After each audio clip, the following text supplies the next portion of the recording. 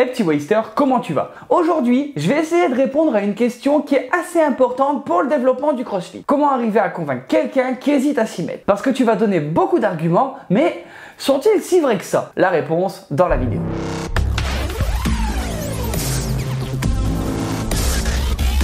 On a tous dans notre entourage quelqu'un qui est au courant qu'on fait du CrossFit et qui hésite tout le temps à s'y mettre. Alors forcément, parce que toi t'en fais, tu vas lui donner des arguments, mais est-ce que c'est toujours si honnête que ça? Nope. En premier, le CrossFit c'est fun et on rigole tout le temps. Ça c'est vrai dans la théorie. Parce que même si les WOD ils sont adaptables pour que tout le monde puisse participer et faire le maximum qu'il peut, oublie pas que toi, quand tu as commencé, généralement ton premier WOD, tu l'as fini soit en PLS, soit à la recherche d'un déambulateur pour sortir de ta box. J'ai choisi à Montescalier Stana.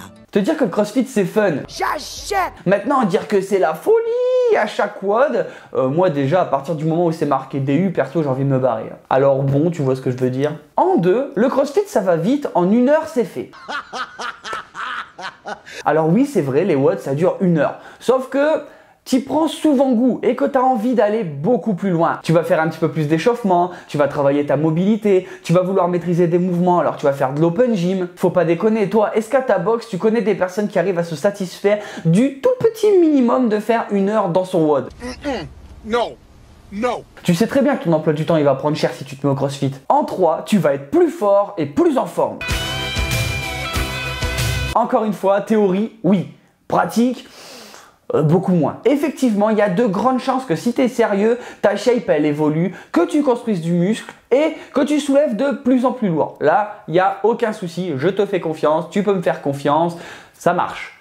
Par contre, on en parle de ton état au quotidien?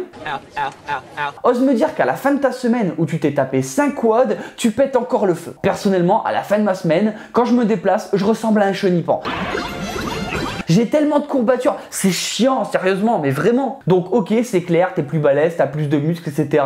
Sauf que si ça t'empêche pas de marcher comme un canard et d'avoir l'impression d'être un vieux de 80 ans quand tu te lèves de ton lit le matin... My back. Oh, my back. Voilà. En 4, tu vas apprendre à vivre plus healthy. Ça fait partie du cercle vertueux. Avec le sport, tu fais travailler la machine. Avec la nutrition et le sommeil, tu l'entretiens. Sur le papier, c'est cool, surtout si tu vis seul dans un chalet au Groenland. Sinon, vu de l'extérieur, tu ressembles surtout à quelqu'un qui est trop boring, qui a été abandonné sur une île déserte, qui bouffe des graines, qui sort pas, qui dort à 21h30 pour se réveiller à 6h tous les matins et bouffer des œufs. Et on va pas se mentir, ton look aussi il change. C'est de la médisance. Je suis pas d'accord. Je te vois depuis que tu as commencé à essayer de te faire pousser ta petite barbe et en train de te faire une petite coupe de hipster pour que ça aille bien ensemble. Hein? T'es trop flag, cherche pas à le cacher.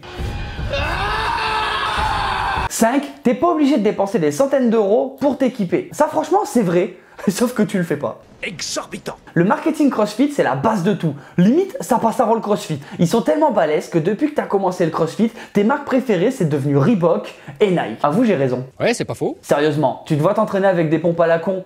Ben non, t'as tes Metcon ou tes Nano, hein. Mais c'est pas grave, hein, rappelle-toi, on est tous comme ça. Hein. 6e point, l'ambiance, c'est le top. Ce point-là, j'arrive pas à le contredire. Parce qu'en plus, si tu WOD régulièrement, eh ben, tu vas voir les mêmes têtes. Bon, tête avec les corps, sinon c'est un peu chelou. Au final, tu rigoles, t'as des affinités, tu te fais des potes. Bon, sauf si t'es un gros con qui reste dans son coin et qui parle à personne, mais bon là, je peux rien pour toi. Ça vous emmerde et je rentre à ma maison. Le seul petit truc, c'est que souvent ces potes, tels l'anneau unique,